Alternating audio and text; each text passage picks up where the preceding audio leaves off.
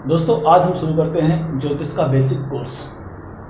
दोस्तों ज्योतिष का कोर्स शुरू करने से पहले हम माता सरस्वती से प्रार्थना करते हैं कि माता सरस्वती हम सभी को सद्बुद्धि दें, हम सभी को पात्रता दें कि हम आप इस ज्योतिष के ज्ञान को सीख सकें और ज्योतिष के ज्ञान को सीखकर इस समाज के अंदर ज्योतिष ज्ञान रूपी प्रकाश को हम लोग फैलाएं।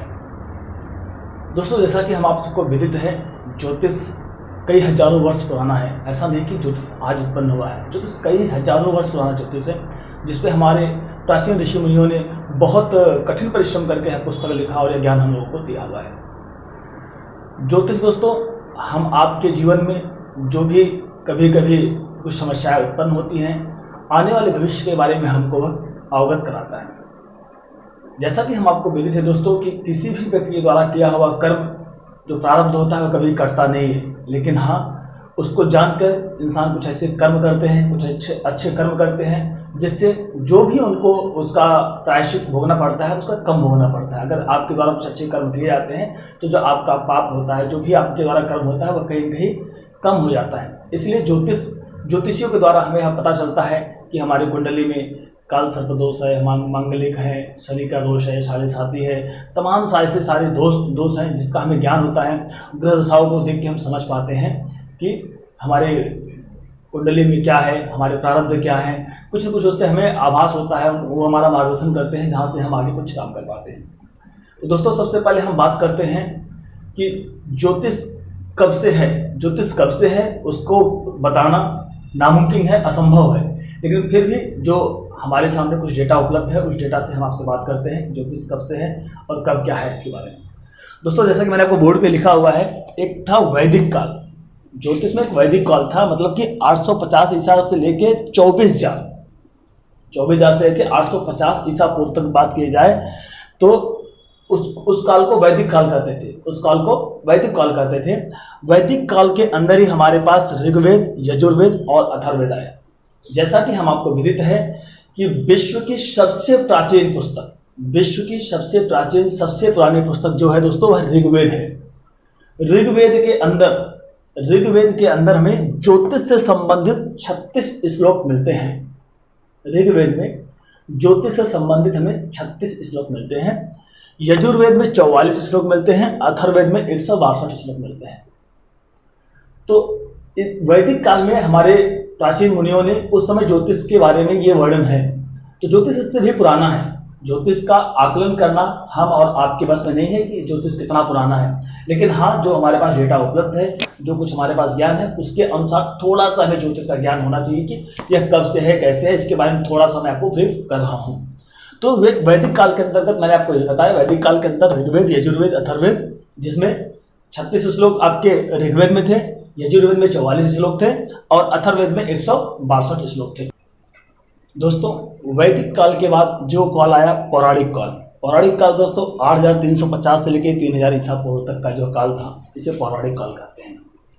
दोस्तों पौराणिक काल में यह 20 ऋषि हुए जिन्होंने ज्योतिष में अपना बहुत अच्छा खासा योगदान दिया। 20 ऋषियों में नाम की बात करो दोस्तों, शौर्य, पितामह, वशिष्ठ, अत्रि, पराशर, कश्यप, नारद, गर्ग, मारीच, मनु, अंगिरा, लोमश, पालिश, च्यवन, व्यास, भृगु, शौनक, बृहस्पति, पुलस्त, यवन। दोस्तों 20 ऋषि हुए जिन्होंने ज्योतिष पे पौराणिक काल के दौरान ज्योतिष पे बहुत ही ज़्यादा अपना योगदान दिया। ऐसा नहीं कि दोस्तों पौराणिक काल में केवल यही 20 ही ऋषि थे, बहुत सारे ऋषि थे जिन्होंने ज्योतिष पे अपना ज़्यादा ज्ञान दिया, ज़्यादा योगदान दिया, ज़्यादा उन्होंने पुस्तकों में सहेजा। उस समय के दोस्तों जब ज्योतिष की बात की जाए तो ये 20 ऋषि प्रमुख थे जो इस पर ज्योतिष पे बहुत ज़्यादा कार्य किए हुए, जिनका हमें पुस्तकों में वर्णन मिलता है।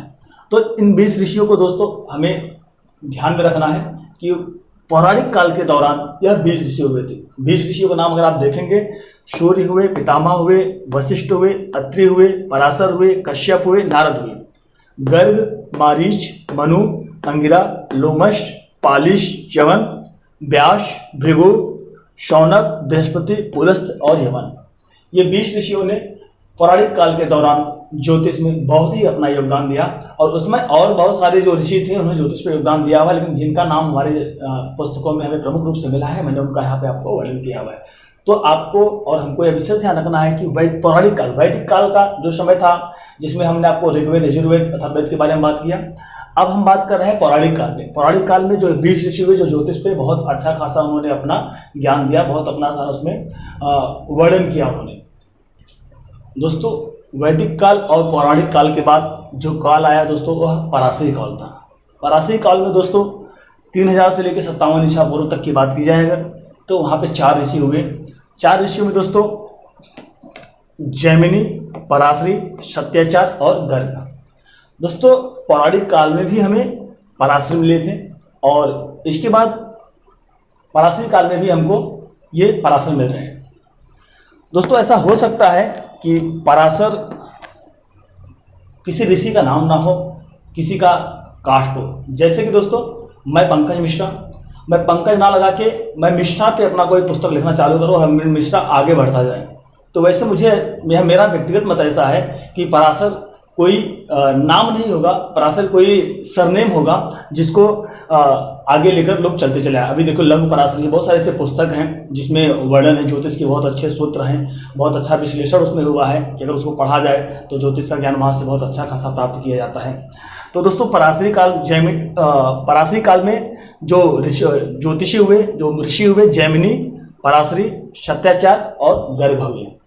तो पराशरी दोस्तों, यह मेरा व्यक्तिगत मत है कि ऐसा मेरा मानना है कि पराशरी कोई किसी व्यक्ति का नाम ना हो, पराशरी किसी व्यक्ति का सरनेम हो, जिस सरनेम को लोग आगे लेते ही चलाएं। जैसे उदाहरण के तौर पे मैंने आपको बताया कि मेरा नाम पंकज मिश्रा है, मैं पंकज ना लगा के केवल मिश्रा अपने सरनेम को आगे लेके चलूं, और उस पर कोई पुस्तक लिखा जाए, उस पर और बहुत कुछ ऐसे सूत्र निकाले जाए, और वह आने वाली जनरेशन भी, हमारे आने वाली जनरेशन उसको भी आगे लेकर जाए, तो मिश्रा लगता जाए, मेरा नाम वहाँ पे यूज ना हो, मेरा नाम वहाँ पे प्रयोग ना हो।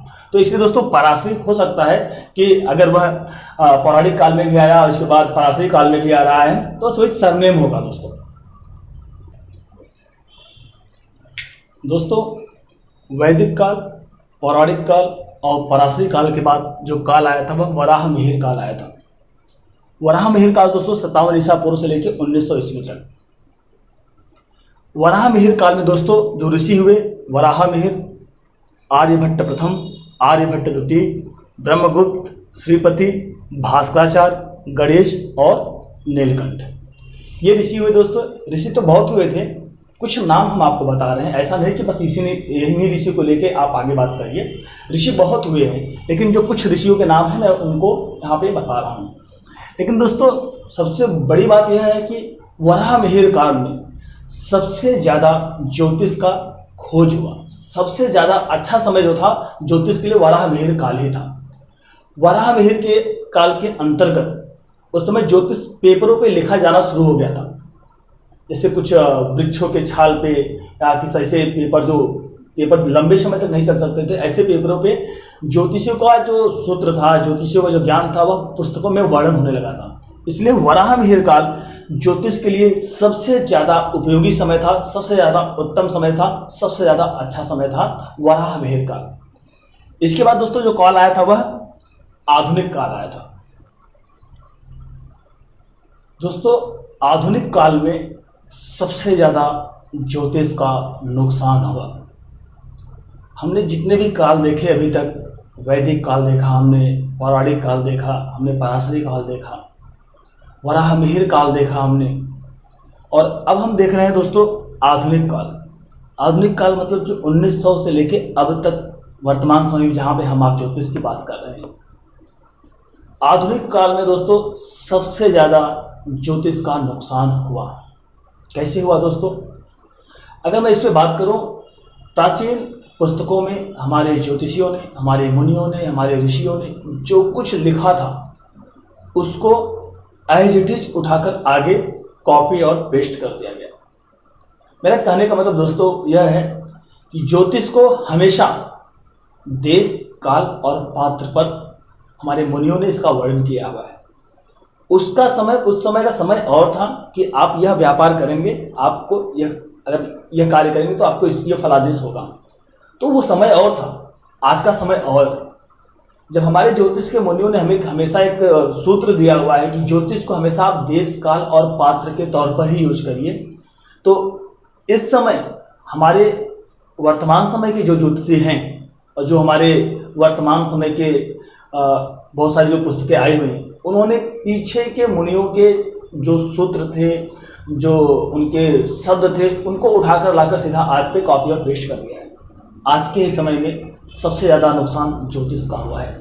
इससे पहले वैदिक काल, आपका पौराणिक काल, आपका पराशरी काल, आपका वराहमिहिर काल और आपका ये आज के समय में आधुनिक काल, पीछे के जितने काल को मैंने आपको नाम लिया, उसमें ज्योतिष की कुछ न कुछ उनको उत्पत्ति हुई, ज्योतिष का कुछ कुछ लाभ हुआ, ज्योतिष को कुछ बढ़ाया गया। आज के समय में आधुनिक काल में ज्योतिष को सबसे ज़्यादा नुकसान किया गया दोस्तों, जिसका वजह मैंने आपको बताया है। दोस्तों अब हम चलते हैं अपने ज्योतिष पे। ज्योतिष के प्रकार, सबसे पहले दोस्तों हमें जानते हैं ज्योतिष कितने प्रकार का होता है।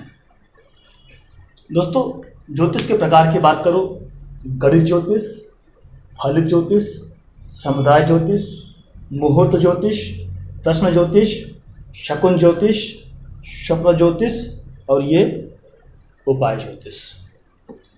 दोस्तों इस आधुनिक काल में, आज के समय में जितने भी आपको ज्योतिषी मिलेंगे, और या तो जितने भी लोग कुंडली दिखाने आते हैं, लोगों के मन में एक ही चीज आता है कि सबसे पहले मुझे कोई ऐसा उपाय बता दिया जाए।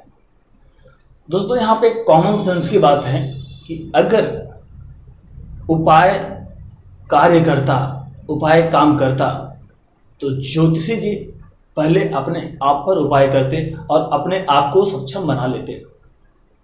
मैं उपाय के खिलाफ नहीं हूँ, उपाय ऐसा नहीं कि उपाय काम नहीं करता है, लेकिन हर जगह उपाय काम नहीं करता है। लेकिन मार्केट में आज के समय में सबसे ज़्यादा उपाय ज्योतिष ही चल रहा है दोस्तों। हर एक कुंडली, हर एक भाव देखने के बाद लोग पहले उपाय की बात करते हैं, ये हुआ इसका उपाय, ये हुआ इसका उपाय, ये हुआ इसका उपाय। उपाय ज्योतिष, ज्योतिष में ज्योतिष को व्यवसाय बनाने का सबसे बड़ा कारण है। यदि जैसा कि मैं बोल रहा हूं कि मैं उपाय का खिलाफ नहीं कर रहा हूं, उपाय होता है, उपाय कार्य करता है, लेकिन हर एक बात पर उपाय देना यह कहीं का तर्क नहीं है, ना कहीं का तर्क संगत है। तो इसलिए मैं उपाय ज्योतिष को थोड़ा सा अभी दूर रखता हूं। अभी हम बात करते हैं दोस्तों गणित ज्योतिष की। गणित ज्योतिष दोस्तों वह है अंतरिक्ष के अंदर जो भी क्रिया हो रही है, पंचांग बनाना, कुंडली का विश्लेषण करना, कुंडली बनाना, और इसके बाद खगोलीय शास्त्र जिसे बोलते हैं कि अंतरिक्ष में क्या हो रहा है, कैसे हो रहा है, कब सूर्य ग्रहण लगेगा, कब चंद्र ग्रहण लगेगा, सब कुछ वर्णन करना, यह गणित ज्योतिष के अंतर्गत आता है। फलित ज्योतिष दोस्तों, जिसमें हम आप कुंडली विश्लेषण, कुंडली विवेचन, व्यक्ति की कुंडली को देख के हम उनके आने वाले समय के बारे में बता देंगे कि आपके साथ में क्या होने वाला, क्या योग है, राजयोग है, कौन सा, क्या, बहुत सारी जो उनके समस्याएं होंगी, बहुत कुछ उनकी अच्छाइयाँ होगी, हम वर्णन करेंगे। यह फलित ज्योतिष होता है। समुदाय ज्योतिष दोस्तों बात करूं, समुदाय ज्योतिष का मतलब यह होता है दोस्तों, जहां किसी एक व्यक्ति का कुंडली का विश्लेषण ना हो, जहां पे समूह में लोग हो, अगर उसका विश्लेषण करना हो, उसके बारे में फलादेश करना हुआ, तो वहां पे समुदाय ज्योतिष का प्रयोग होता है। मुहूर्त ज्योतिष नाम से दोस्तों मैं जहां तक समझता हूं कि आप क्लियर हो गए। मुहूर्त, जहां पर शुभ मुहूर्त की बात हो, किसी कार्य करने का मुहूर्त क्या है, कोई हमें काम करना है, हमें कहीं जाना है, इसका शुभ मुहूर्त क्या है, तो ये मुहूर्त ज्योतिष के अंतर्गत आता है। अब दोस्तों ये प्रश्न ज्योतिष, प्रश्न ज्योतिष भी देखा जाए तो आजकल हर एक व्यक्ति प्रश्न ज्योतिष पर उतर पड़ा हुआ है कि प्रश्न ज्योतिष ये है, ये है, कोई भी काम नहीं प्रश्न ज्योतिष। दोस्तों प्रश्न ज्योतिष कहाँ पे काम करना चाहिए? जहां पर फलित ज्योतिष काम ना करता हो वहां पर प्रश्न ज्योतिष को लगाया जाता है। लेकिन आज के समय में क्या करते हैं कि यदि आपके पास आपकी जन्म कुंडली नहीं है तो आप ऐसे भी प्रश्न करिए। जब आप प्रश्न करेंगे तो ज्योतिषी जी आपका तुरंत जिस समय पे आप प्रश्न करेंगे उसी समय आपकी कुंडली बनाएंगे और कुंडली के अनुसार आपकी ग्रहों की स्थिति देख के आपको फलादेश कर देंगे। लेकिन दोस्तों मेरा मानना है कि अगर जहां पर फलित ज्योतिष काम ना करे, जिस जगह पे फलित ज्योतिष का फलित ज्योतिष से उत्तर ना दिया जा सके, वहां पे प्रश्न ज्योतिष का उत्तर दिया जाए। जैसे कि मैं कहीं जा रहा हूं, क्या मुझे कस्टमर मिलेगा? उदाहरण के तौर पे मैं वहां जा रहा हूं, क्या मुझे कस्टमर मिलेगा? वह व्यक्ति मुझे मिलेगा? अगर यह प्रश्न करेंगे तो यह प्रश्न ज्योतिष के अंतर्गत आता है। यह प्रश्न ज्योतिष होता है कि आप कहीं जा रहे हैं, जो सवाल, जिस सवाल का जवाब फलित ज्योतिष से ना दिया जा सके, उसको प्रश्न ज्योतिष के अंतर्गत देना चाहिए। प्रश्न ज्योतिष उसके अंतर्गत आता है। इसके बाद दोस्तों आता है शकुन ज्योतिष। शकुन ज्योतिष, जैसे कि अगर हम आपने, जिन व्यक्तियों ने वाल्मीकि रामायण पढ़ा होगा, रामायण में शकुन का बहुत ही बड़ा शब्दों का वर्णन हुआ है कि जब जब कोई ऐसे शकुन होते थे, भगवान राम, शकुन और अपशकुन होते थे, भगवान राम बताते थे कि आज मैंने ये देखा, आज मैंने देखा मोर पंछियाँ नाच रहे थे, तो शुभ की बात हुई। जैसे कि भरत जी आ रहे थे, भरत जी जब अपने ननिहाल से वापस आ रहे थे तो उनको रास्ते में बहुत सारे चील, कौवे, गिद्ध, गधे, सियार होने की आवाज़ मिल रही थी, तो अपशकुन हो रहा था। तो भरत जी ने क्या कहा कि कोई लगता है बहुत अपशकुन हो रहा है। ऐसे ही बहुत सारे ऐसे देखेंगे, राम जी ने कई शकुन के बारे में वर्णन किया हुआ है। सीता जी ने बोला है कि भगवान राम से बोलते हुए बोला है उन्होंने कि आज मैंने देखा कि कोई बड़ा सा काला सा व्यक्ति दक्षिण की तरफ भागते हुए गया। भगवान ने राम ने कहा कि भगवान शिव स्वप्न के अनुसार व्यक्ति को सही फल दें, क्योंकि यह बहुत अपशकुन है। तो ऐसा मान सकते हैं कि वाल्मीकि रामायण में वाल्मीकि जी अपशकुन ज्योतिष के बहुत बड़े ज्ञाता थे। और शकुन ज्योतिष बहुत दूर ना जाते हुए, तो अगर हम आप अपने दैनिक जीवन में देखिए, थोड़ा सा पीछे जाएं तो अक्सर उस समय शकुन ज्योतिष का बहुत बड़ा उपयोग किया जाता था। जहाँ तक मैं जानता हूँ कि हमारे पिताजी अक्सर शकुन ज्योतिष का प्रयोग करते थे। जब भी कोई व्यक्ति हमारे घर पर आता था, पूछता था कि पंडित जी ये काम होगा क्या, तो वो एक ऐसा कुछ एक चिड़िया टाइप बना लेते थे और उस पर उंगली रखवाते थे, और शकुन ज्योतिष बहुत कुछ ऐसे काम करते थे। तो शकुन ज्योतिष का बहुत अपना एक महत्व है। तो दोस्तों इसके बाद स्वप्न ज्योतिष। स्वप्न ज्योतिष में आने वाले समय में जो भी आपके साथ शुभ अशुभ कार्य होने वाला है, आपको स्वप्न में दिखता है, उसे स्वप्न ज्योतिष कहते हैं।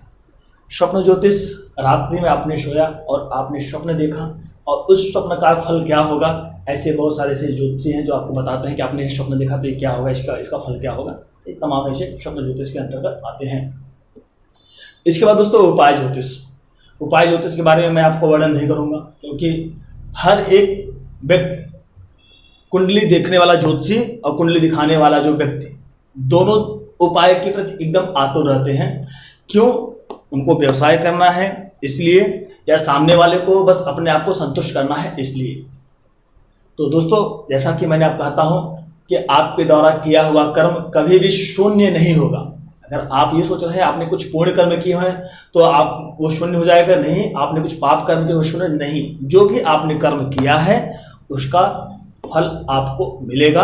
हाँ, लेकिन आपने कुछ पाप कर्म किए हुए हैं तो उस पाप कर्म को कम करने के लिए आपके द्वारा कुछ धर्म कार्य, अच्छे कार्य करके उस पाप कर्म को कम किया जा सकता है, लेकिन शून्य नहीं किया जा सकता है। प्रारब्ध आपको भुगतना पड़ेगा। उपाय काम करता है, उपाय का खिलाफ मैं नहीं करता हूं, लेकिन हर जगह उपाय प्रयोग करना मैं उसका खिलाफत करता हूं। तो दोस्तों अब हम बात करते हैं कि अभी हम यहाँ पे क्या सीखने वाले हैं, इस कोर्स में हम क्या सीखेंगे, हम उसकी बात करते हैं। तो दोस्तों सबसे पहले मैं उपाय ज्योतिष को हटा देता हूँ कि उपाय ज्योतिष हम लोग नहीं सीखेंगे। स्वप्न ज्योतिष भी हम लोग हटा दे रहे हैं, स्वप्न ज्योतिष भी नहीं सीखेंगे। यहाँ पे हम शकुन ज्योतिष भी नहीं सीख रहे हैं। यहाँ पे हम प्रश्न ज्योतिष भी नहीं सीखेंगे। यहाँ पे मुहूर्त ज्योतिष को भी हम हटा देते हैं। यहाँ पे हम समुदाय ज्योतिष को भी हम हटा देते हैं। और इसके बाद दोस्तों यहाँ पर हम आपको गणित ज्योतिष भी हटा देते हैं। अब हम यहाँ पे सीखेंगे क्या दोस्तों? फलित ज्योतिष। किसी भी व्यक्ति की कुंडली के जन्मांग चक्र को देख के उसके बारे में, उसके भविष्य के बारे में विश्लेषण करना, उसके भविष्य के बारे में उसका मार्गदर्शन करना, यह फलित ज्योतिष के अंतर्गत आता है। अब हम लोग फलित ज्योतिष के बारे में आगे बात करेंगे। दोस्तों अब हम फलित ज्योतिष को सीखने के लिए सबसे फर्स्ट स्टेप हम ये लेते हैं कि हमें ग्रहों का जानकारी होना नितांत आवश्यक है।